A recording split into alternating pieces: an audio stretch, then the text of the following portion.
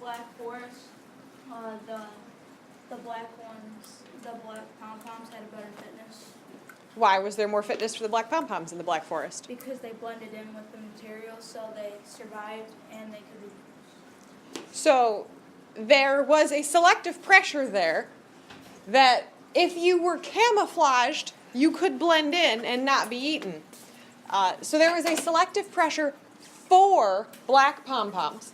And there was a selective pressure against what colors of pom-poms? White and black pom-poms. So selective pressures can either be for a trait or against a trait. When you guys were there with your spoons, forks, and knives, was anyone intentionally trying to eat only a specific color? Your goal was to do what? Eat as many as possible because you didn't want to be the one who did what? Died. You didn't want to be the one that ended up being killed off in the next generation. Name of the game was simply survive. No goal in mind, right? Okay. Any other words that we can use here? You would assume that the color of the pom-poms was heritable. After many generations, they may change to adapt to the environment. So you would assume that that coloration of pom-poms is heritable. If pom-poms reproduced, if I had bought scads more pom-poms, and after every round, we then had every surviving pom-pom make 5 more pom-poms of the same color, what color would dominate on the Black Forest? And what color would dominate in the red grassland? Red pom-poms. What about white pom-poms? They're going to die off. What is it? What would it be? They're all the same species, right? Pom-pom is a species, and color of pom-pom is a trait within that species. So we wouldn't say that the white pom-poms went extinct. We would say the frequency of that trait is less. So it occurs less often in the next generation. So it's just the frequency of the trait in the next generation. So fit to one's environment. Red pom-poms, if they had been moved to the Black Forest, would they have been as fit? Did anything about the pom-pom itself change? The red pom-pom was as the red pom-pom was on the Black Forest, right? Both red pom-poms are created equal. What changed? The environment changes. So for a selective pressure to exist, there must be a change or difference in the environment. If the environment remains the same, the traits remain the same. So there has to also be a change in environment. How about this spoon, fork, knife frequency thing? The knives were bad at eating. Could you use any of the words up there? It was, what's it called? The knives adapted into 4-pronged things. The knives turned into forks. That's... Did the knives turn into forks? Over a generation. The knives died. The knives died. They were replaced by what? Forks. The knives did not adapt. The knives simply died. Thank you. Packets on the front table, please. So the hunter population, the whole population adapted to the environment, right? What adaptation increased fitness?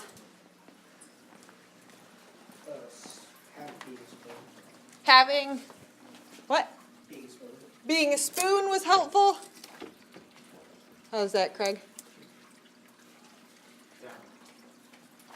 To the bottom of the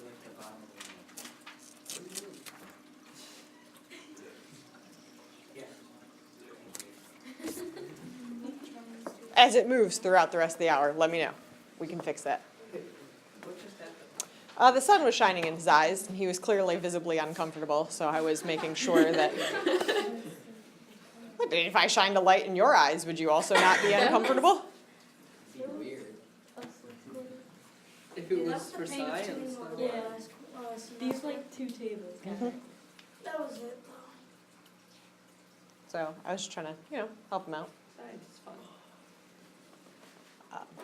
See, I don't get blinds like all the other classrooms. They get those nifty blinds that cover the windows. We should all pitch in and buy you one. The problem is the shape of the window. Like, We can It's make like one. all other classrooms have like real windows. I have like a square. We should Well, make you do have the a whole greenhouse, big so one. it's like. But it's also reinforced with that lovely mesh inside of it. So I feel like if a tornado comes, we're okay. It's like- We're gonna be over there. My emergency corner. That's the emergency corner right there. That was a joke. I understand there's glass like everywhere. It's practically all windows. That would actually be an evolutionary fail. Like that was selective pressure out of the population. I think that most of us would die. Because I mean, I think all of Correct. us would Selective die. pressure out of the population. So we understand that there is a certain level of fitness that you get from being a spoon, fork, or knife. Knives are less fit to their environment. Was it the environment that made knives less fit, or was it the food type that made knives less fit? I think it was the food type and the way they were shaped. Why is it their shape combined with the type of food made them the least fit? Because like they can't really pick it up with like the shape of with their shape and then the shape of their food. Mm-hmm. What about a spork?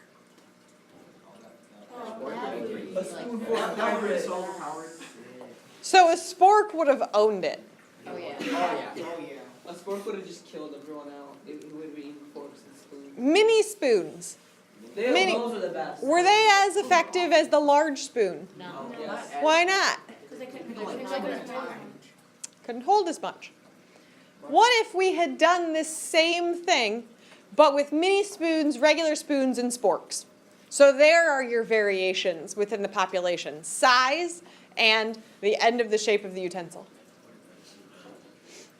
The little spoon would lose like the knife, and then the spoon would be like a spoon but like a fork, I guess, and then the spork would win. The spork would win. This is the spork would have the advantage of being able to comb through the like fluffiness of the black forest, right? The black forest is pretty fluffy. It also molts all over everything. Anybody notice that their uniforms were covered with like black forest fuzz for the rest of the day? That's my general irritation with that particular activity. It's messy. Okay. In my world, that's messy. What are you trying to say? Blackboard. So, if allowed to proceed for more than 3 generations, how do you think it would have ended?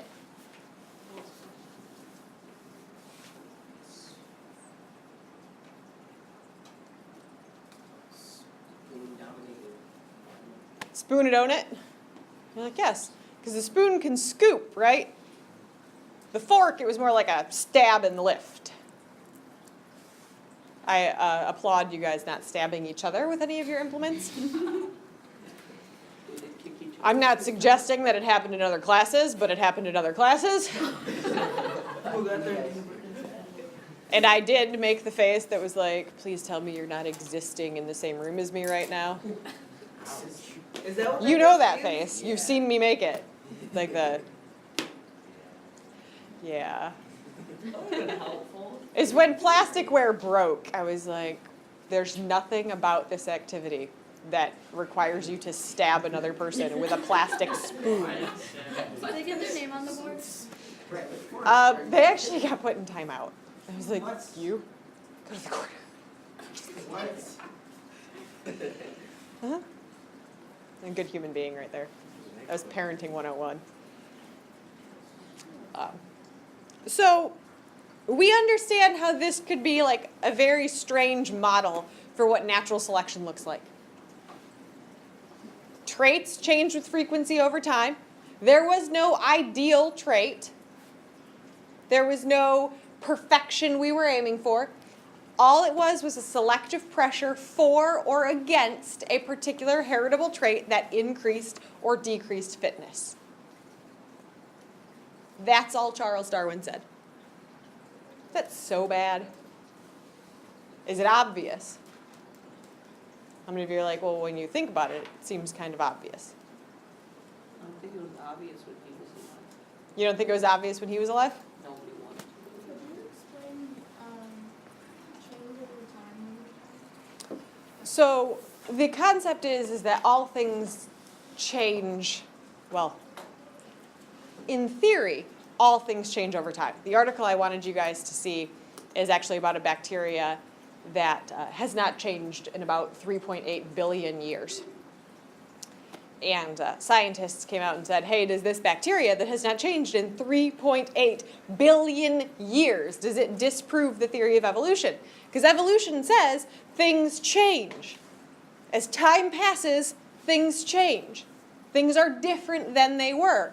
And these bacteria, in their comparison of bacteria from fossil record from 3.8 billion years ago and the bacteria found in that same environment now, the bacteria are exactly the same. How is that possible? Well, if they just like change slower, like it takes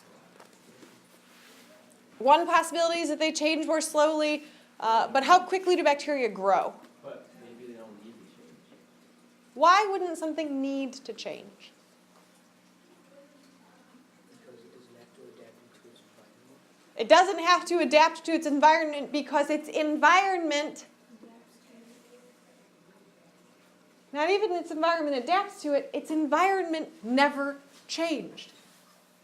The bacteria in question lives at deep sea thermal vents. So under the ocean, covered by water, where hot air spews out of, well, hot, pressurized, essentially it just pressurizes water, makes the water really, really hot near those vents. That's the same as it's been since Earth was created and covered itself with water, or was covered with water. It's not like Earth covered itself with water. It's the same. Has not changed in 3.8 billion years. It has always been superheated water with no sunlight. Why does the bacteria have to change? If its environment remains the same, the bacteria remains the same. That's the idea of change over time. If there's no change in the environment, there's no selective pressure. In special creation, do they do like water was? Do they basically do the creation story, and then nothing happened with each other, no animals interact with each other? Everything was immutable, yeah. So Everything was as it was created. Were there dinosaurs in that theory, or it sounds silly, but that's an actual question. Well, here's what's interesting. That's where we're going next. So I've given you the idea of natural selection. I've said this is the hypothesis for change over time. Next is the evidence of change over time. I've given you the how it happens. Now you need the why do we think it happens? And the first thing on my list of why do we think it happens, I made a list so I would keep myself like on track. See that right there? My mental post-it note, but in chalk. First thing is fossil evidence. What fossil are you mentioning? Dinosaurs. Dinosaurs. Like pterodactyls. Okay. Questions about natural selection before we go into evidence for evolution. Isn't there always going to be selective pressure? Of That's like one of the not rules, but what we made. one of the postulates. Yeah. As long as there is competition and a changing environment, there's selective pressure. Mhm. Wait, can you repeat that? As long as there is a changing environment and competition, well, I think I said competition in a changing environment last time, then there's selective pressure. And selective pressure can select for, and selective pressure can select against. Did it move? Did the sun move on you yet? As long as you recognize that it's a for or against, it doesn't necessarily have to be for only. Most people assume select means like good, I've chosen it. Selective pressure against means we don't want it. I do want to make sure that we're all on the same page and we understand that you cannot say things like the knives adapted. The feeding utensils, they adapted. The population is what changes, not the individual. The population changes, not the individual. So our first piece of evidence for evolution that people back in the day could not potentially argue with were fossils. And this is one of those we can thank Hutton and Lyell for it, and early paleontologists. What's a paleontologist? Come on, like every little kid, kindergarten age, wants to be a paleontologist, right? I can't think of a little kid that I've encountered who's not like, well, they don't say paleontologist, they say, I want to study dinosaurs. I've never seen Jurassic Park, don't know why this dinosaur thing is cool. I don't know, not my thing. Yeah, Jurassic Park coming out. Yeah, there's a new Jurassic. You know what's funny is we saw that preview and my husband's like, and I was like, it's one of those, it's like that sniper movie. You're gonna go see it alone. You're gonna go see it. Oh, you didn't? Oh, you didn't want to go see the American Sniper? I cry at violence. Oh, yeah. Cry. I wanna Violence, go see- cry. So, movie about snipers, that's like a tearjerker for me. So, yeah, he went to see American Sniper, and I read a book. Oh, book. What was I reading at the time? These Beautiful Bones by Emily Stimson. That's a big kid book. I don't know that. It's about theology of the body. It's a good book. Yeah, and he went to see American Sniper, because, Did you watch it on Hungry? did I? No. You don't seem like the person I go to the movies. I'm trying to think of the last movie I saw. Frozen. When I went to Disney World, I went to see Frozen. I don't think Frozen counts as a movie though. Yeah, it does. No, it's a How's it not a movie? It's a terrible thing that Disney pushed out to keep How is it a terrible Frozen thing? is the greatest That's movie like the ever best made. thing because it's not all like Do you love want to and, tell me like, where the romance. science is in that? Where there's a snowman who can talk, Yeah. some guys clouds of fog around? It's animation. So is science is going and So what's up with like Mickey and like Minnie and I like? should have stopped talking the second I walked into the classroom. That's Oh no, I was okay up until that Frozen comment. Yeah. You've been voted off the island now. oh no, I was voted off the island in semester 1. Quinn was Um, here. So, this whole fossil thing, there was no Jurassic Park during Darwin's era. Where did Jurassic Park get its name? Oh, the Jurassic. Jurassic. Yeah, right? It's that particular era of time in which dinosaurs ruled the earth. And one of the things that they had to start dealing with in Darwin's era is that paleontologists, those people who study stuff they dig up, God bless them, you know what? Have you ever seen them out there in the field with these truly tiny chisels and brushes? Yeah. Like, you know what? That all looks like rocks to me. I'd come in with like a jackhammer and be like, let's get this thing done. And I would fail. They would fire me. They'd be like, she's done. Because I would smash all of them because it all looks the same. Could you get in trouble for that? Like if you're an actual Yeah. paleontologist? I'd probably get fired. No, like besides fired, could you get like big trouble for that? For like Yeah, being a 'cause you're like- paleontologist, like breaking Yes. dinosaur skull? Yes. That's not a career for those of you who aren't patient. So I don't recommend it. Nope. Take 10 hours. Also, if you easily burn, if you are a creature who dries out easily or sunburns easily, probably also not the ideal job for you. Or just get like those really ridiculous hats they all wear. So if you're also okay with ridiculous uniforms, that's probably a job for you. Don't it make it sound glamorous? Sun hats are beautiful. I say this because Well, actually, one of my best friends in college wanted to be a paleontologist. We were both studying biology. She's like, I want to be a paleontologist. And I was like, that's the worst idea I've ever heard. She's not a paleontologist. She's a research scientist who works at the University of Michigan Health Systems now. Clearly, she also decided after 4 years, paleontology, not for her. She had 4 years of just. Yeah, I mean, it's all essentially, she and I have the same degree. So, I mean, You're just cooler than her. no, she's hilarious and she's nice and I bet you she was in She's- this classroom, she'd be throwing not stethoscopes, microscopes at us. no, she wouldn't. Not Z. She'd be laughing at you right now, but she wouldn't be. Meanies. No, she just laughs at everything. Like she's. Bring her in one time. Have you ever seen the background on my laptop? No. No. No. Somebody in here has, because somebody commented on it. I don't remember who it is. Um, But the background of my laptop is a picture of me dancing with somebody at my wedding. That's her. And it's her clearly telling a joke and me letting out the giant laugh that accompanies said joke in like the perfect moment that the photographer caught. Like, It's like that Hallmark card. so paleontology. These people, they do this. They dig up fossils. And here's the thing though, is they were all patient and they found these fossils, but suddenly they were like, these fossils, these organisms don't exist on Earth anymore. Like, how many of you are like, correct, I have never seen a Triceratops outside of the Natural History Museum. Good, good, glad we all agree. They had to find an explanation for why there were things in the fossil record, is what we call that thing, why there were things in the fossil record that did not currently exist. But they were there, which means they did exist. Like, you agree, if you find evidence of something being there, that means the thing was.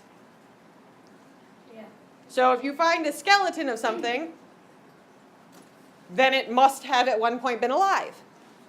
So evidence for evolution and fossil evidence is simply that there are things that used to exist that do not currently exist. There are things that used to exist that do not currently exist. So things must change. But not only do things exist, or things not exist that, or things don't exist that used to. There you go. Not only is that true, but they look similar to things that currently exist. Some of them looked suspiciously similar to things that currently exist, but they were not the same. They were similar. If you saw something similar to something that currently exists but not identical, what would you assume it was? Family member. An ancestor, right? Family member, ancestor, some kind of relative. And that's how we interpret the fossil evidence. To say, this particular species that we have found evidence of underwent some kind of selective pressure that changed it over time. Now, sometimes the selective pressure is so great, something even worse happens. They colloquially, I just stared into the light. They colloquially go the way of the dinosaur. If somebody tells you something went the way of the dinosaur, what does it mean? It died, it went extinct. So, extinction happens when the environment changes too greatly for the selective pressure to keep up. Now, the extinction thing for dinosaurs, what are two potential theories for what happened to dinosaurs? Popular theory number one, blurt it together. Meteorite. Right, it just like, bam, dead dinosaurs. The other current theory for what happened to those dinosaurs is they got a viral infection. I heard that. And it was a viral infection that they were all susceptible to. They didn't have the ability to fight off that infection. Their immune system of the dinosaur was too weak, and it wiped out all of the dinosaurs. So it was a selective pressure against anything susceptible to that particular virus. So what did you say extinction happened When the environment changes too greatly for selective pressure to keep up. So 2 changes in environment that we theorize caused extinction for dinosaurs. Meteor or virus. Both are pretty significant changes in environment, right? I thought one of them was it got really cold. Ice Age, how many of you are like, yes, I have heard the Ice Age theory for the extinction of dinosaurs? I watched your documentary on it. So, is that another change in environment? And it's a change that would have happened so quickly, because this whole change over time thing, we say it takes a really long time, right? If an environment changes in temperature, or with the introduction of a virus, because viruses replicate really quickly, or just guessing, meteors would be fast. Yeah, that's too quick for evolution to have any effect whatsoever. So you know how they say like there's animals that are like the dinosaurs or like came from that? Who are ancestors of? Yeah. How do they become ancestors if like dinosaurs were totally extinct, so like there couldn't be a change? Would they have all been able to go totally extinct then? Wait, what? Did they all die? Did everything on Earth die? No. But if it came from a dinosaur died. Don't think of it as, and this is where we have that issue. If we follow the fossil record directly, there are gigantic gaps within the fossil record, right? Like huge holes. There's stuff we can't explain. There are things we don't have ancestors for. In extinction epochs, there are typically not everything on Earth being wiped out. So it's whatever few things manage to exist would be ancestors of what is current, or even ancestors of things that went extinct. Don't picture like a triceratops directly becoming a parrot. Like that is what most people assume, and that's too direct of a link. It's more roundabout. And if you think about it, then you have, like even think about Darwin's finches. Say only a few species or a few things did manage to survive. You're talking like millions of years for biodiversity to evolve them into all different things. How long? Oh, you won't know the answer to this. Darwin's finches managed to evolve into different species over the course of, some of them it was actually only about 100 years. So it's slow and fast at the same time. I don't know how to best describe it. We'll look at some pictures that I think will make that make more sense, especially next chapter when you guys make the timeline of the universe.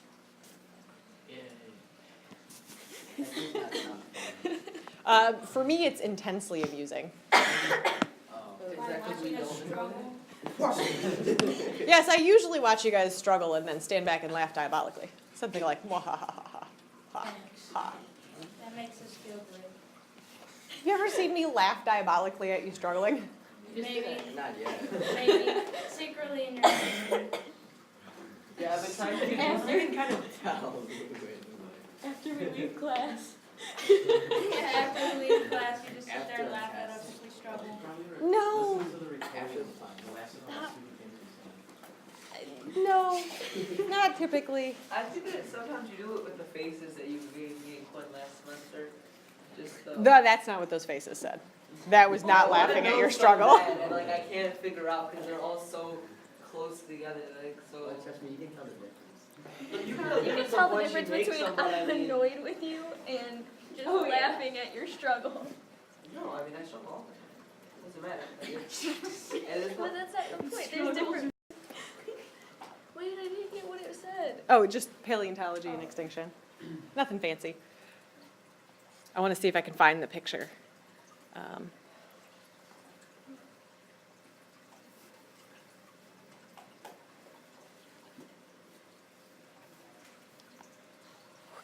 Who made these pictures so small?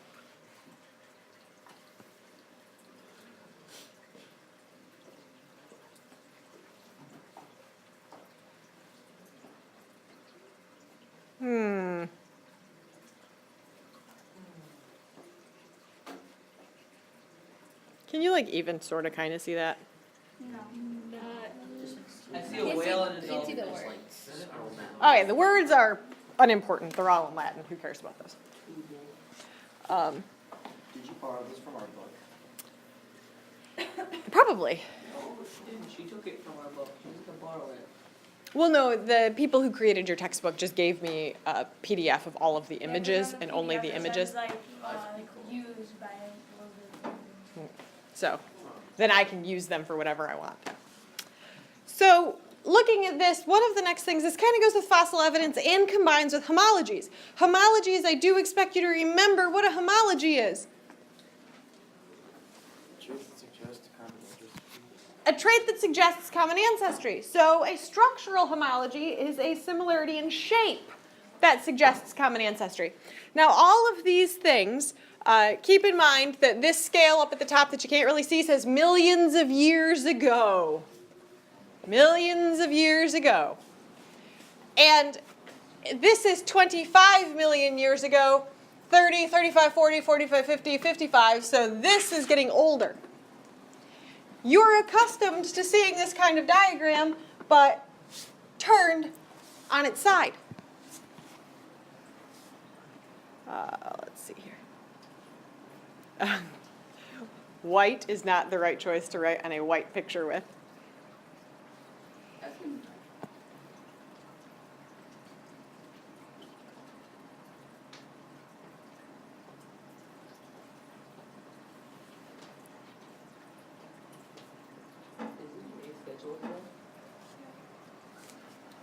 If you turn this on its side, what would we call that? Oh. A cladogram. Where it displays evolutionary relationships based on traits that it has in common. The thing that we're looking at here, the thing that you can't really tell too much, is the shape of the skull. They take fossils from that fossil evidence and they organize them based on skull shape from what would be considered the one that the common ancestor would have had, and then as it changes over time. Now hippopotamus up there, he's just chilling out by himself. Oh, hippopotamus, what is he when he doesn't have anything in common with anybody else? He's the outgroup. So ignore poor hippopotamus. He's the outgroup. Everyone else here is somehow a relative of the modern,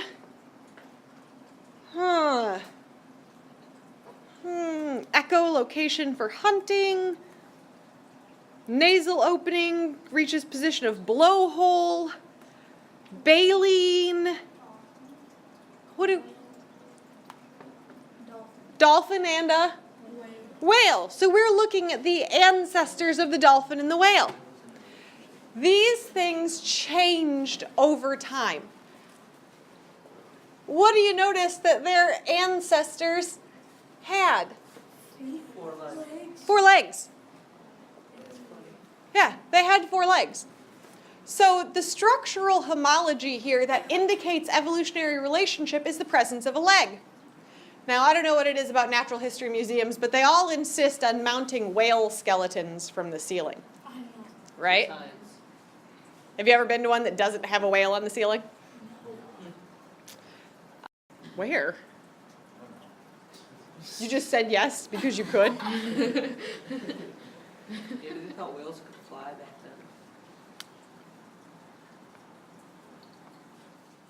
But looking at this picture, That isn't even good science. we see these whale ancestors having these hind legs. Now, I will say that this top one is not super accurate because there is something that the modern toothed whales have right back here. Modern whales, the whales that are currently swimming in the ocean, have a pelvis. A pelvis, as in like the thing at which your hips and legs attach to. Why would you have the thing that legs attach to if you didn't used to have legs? that has a special name.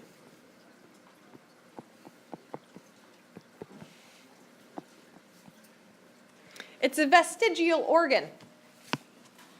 When you have a vestigial organ, what it means is there is a structure present in the modern organism that no longer has a function. It does nothing. But it indicates that the common ancestor used to have that structure. So for whales, that's a pelvis. That means that their ancestor had legs once. The pelvis remains inside of the whale because it's not a disadvantage to it. To carry around that extra little bit of bone, there's no disadvantage, there's no advantage, so it's not selected out of the population. So a vestigial organ is an organ or structure that remains after evolution, indicating that common ancestry no longer has a function. Isn't it like a human appendix? Yes. The vestigial organ in the human appendix, essentially, if you think about it, we don't know what the purpose of the appendix is. There's a theory that says it used to help us digest raw meat. We don't really eat raw meat anymore, so we don't know if that's really what it used to do. But I mean, it's not hurting you. None of you woke up this morning and you were like, oh, I sure wish I didn't have that appendix. It's taking me an extra 5,000 calories a day to take care of. Most of you woke up this morning and gave your appendix no extra thought. You just carry it with you everywhere you go. There it is, hanging out, until you get appendicitis. Once you get appendicitis, what happens? You get it removed. In theory, humans still have an appendix because we've managed to overcome the selective disadvantage it would provide. You know, it does make you sick, or it can make you sick, right? But hey, instead of allowing people to die of appendicitis, we just take it out. Nature can't do that. The whale isn't like, well, it's very inconvenient that I have this. I'm going to the whale plastic surgeon to have him take out my extra organ. They all communicate though. They do communicate. I sincerely doubt they sound like that. I think they sound more like, Well, I think that Dory gave an amazing sound stage of how whales sound. there you go. They could remove it if they wanted to. No, they couldn't. Yes, they're going to reach around with the thumbs they don't have and take out their vestigial organ. They could bite it See, out, this I is where guess. you should... How do you bite it out? You use your mouth and you bite it out. So, how would they pull it back up? It looked like a dog, but it was actually kind of like a weird land whale. I wish I had. Yeah, just one of those little. Imagine if all of the land animals were actually. This is what it would actually look like if you paid close attention to that whale hanging from the ceiling of the Natural History Museum. It has a pelvis and a femur. It's a vestigial organ. Mm-hmm.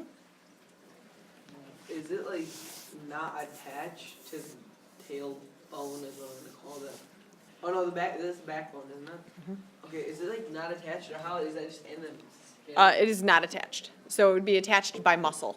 Your bones aren't all attached to each other. They're attached by muscle. So like him, his would be, well, I don't actually know if this is a boy or a girl. Like the whale in this illustration, it would be attached by muscle. Why is it confusing? If I just why do they have it? I guess like a vestigial. I just told you why they have it. Yeah, no, I get that part. I mean, it's just.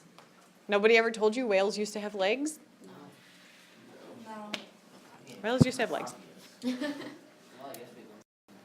Hey, there you go. If you learned nothing else this hour, you got that. Well, the ancestor, technically the ancestor of the whale had legs. Yes, feet. Actually, arms, more specifically. I want you to take a look at these 4 arms, the 4 top appendages of these 4 different organisms, the human, the cat, the whale, and the bat. the whale. Real. If we look at them, you'll notice that the fine makers of this diagram has color-coded them for me. These are structural homologies, just like the same structural homology, same definition we did in previous chapters, except they've color-coded it to indicate which bones are analogous to each other, which they all had the same origin in some kind of ancestor. So it's kind of weird to look at it, but if you think about it, humans, cats, whales, and bats are all mammals, right? Yes. So we must have some kind of ancestor that would link all of these mammals together. There has to be an original mammal. Bats, it's really weird to think about it because you're like, oh, bats don't have arms. Well, yeah, they do. They have arms that got covered with a tumescent skin covering. That's their arm, right? And if you look at the top of their arm, their thumb sticks out on the top of their wing. Is that what the claw is? That would have been their thumb. It's up there, just hanging out. Same with the whale. Has all of the phalanges, right? These are phalanges. These are those same phalanges in the tarsals. Tarsals and phalanges. The bats are really, truly tiny because bats' wings are typically really, truly tiny. If you were to remove the bat, like, entire arm from the body, like, and keep the bat alive, would that just render the wings useless and just have, like, walk around till it died? It wouldn't render the wings useless. It would remove the wings. Oh, if you take out the arm, you take out the wings, so you get No, the arm is the wing. The skin of a bat, its wing is nothing more than skin covering the arm bones. Hang on, his mind is being blown. Give him a minute. Okay, I think I got it. Okay. Yes, it would be a wingless bat, and it would be unfortunate because bats fly. Even bats that walk when they eat still fly to roost. Some of them walk on their tiptoes. It's just fabulous. You should know more about bats. It saddens me that you don't. Last one under homologies is coevolution. As an example or evidence for evolution, coevolution, and I think I have a picture of it. I think I saw it. Yeah.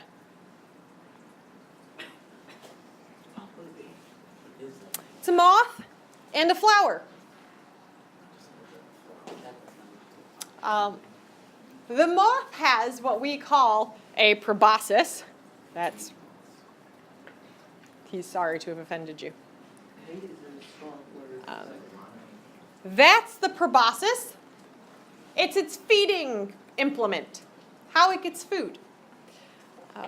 What is the food for moths?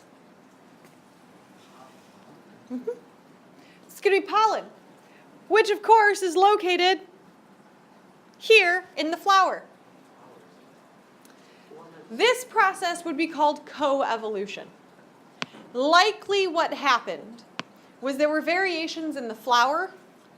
So in the population, there were some with longer parts of the flower and some with shorter parts of the flower. And in the moth population, there were some with longer proboscis. That's singular. I don't know what the plural of proboscis is. And there were some with shorter proboscis. And the ones who had a longer proboscis were better able to feed on the flowers with a longer flower part. That selected for a longer proboscis. The moths who were more successful at feeding and thus more successful at reproducing were the ones with the longer proboscis. So they're the ones who made more in the next generation. So there was selective pressure for a long proboscis. When two different species evolve next to each other in the same environment, we call it coevolution. And we have all sorts of examples of coevolution, but here is a really striking one. Like, it's so obvious that they fit together that it becomes like, you're like, yes, this clearly, it makes sense that they somehow must have changed to fit together with each other. Now, special creationists would say, clearly they were made for each other. So it could be misinterpreted. Would you like the benches? I think I have another picture of Cohen. Is there any animals that you just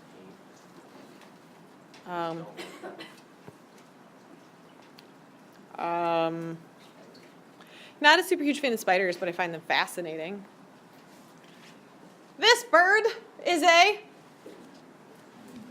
hummingbird, and you'll notice that hummingbirds feed at flowers that are typically longer. It's another coevolution thing. Flowers easy. And his little wings are flapping so very quickly, it looks like he doesn't even have them.